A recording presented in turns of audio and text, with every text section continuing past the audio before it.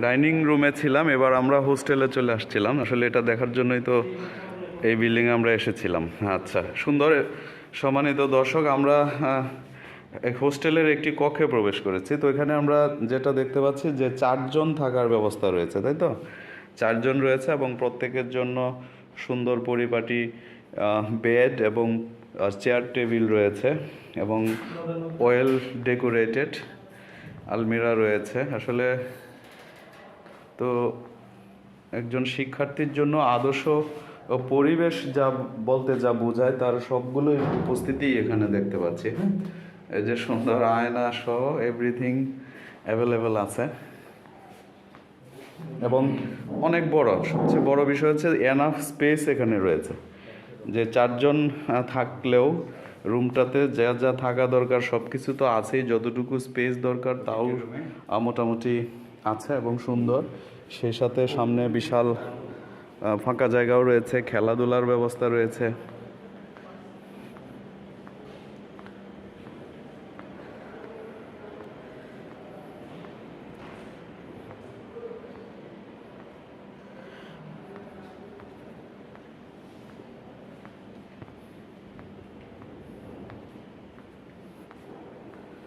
অনেক পরিচ্ছন্ন ক্যাম্পাস আমরা বলবো, যে যতটুকু আমরা দেখতে পেরেছি তাতে অনেক সুন্দর পরিপাটি এবং থাকার জন্য যে আদর্শ পরিবেশ বলতে যে দরকার তার সবগুলোর উপস্থিতি আমরা মোটামুটি দেখতে পেরেছি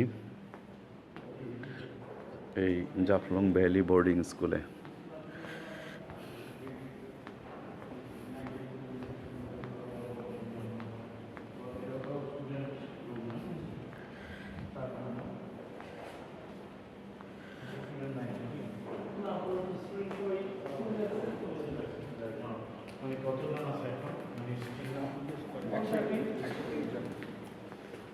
এই স্যার 130 জন আসতে পারবে।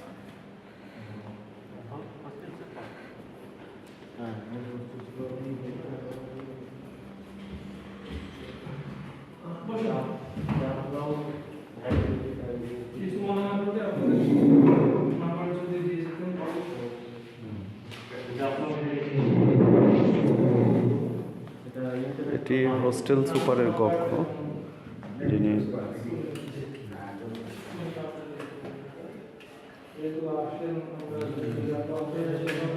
সুযোগ করে নিতে পারে, সুযোগ করে নিতে পারে। আপনি আপনাকে সাথে রাখার জন্য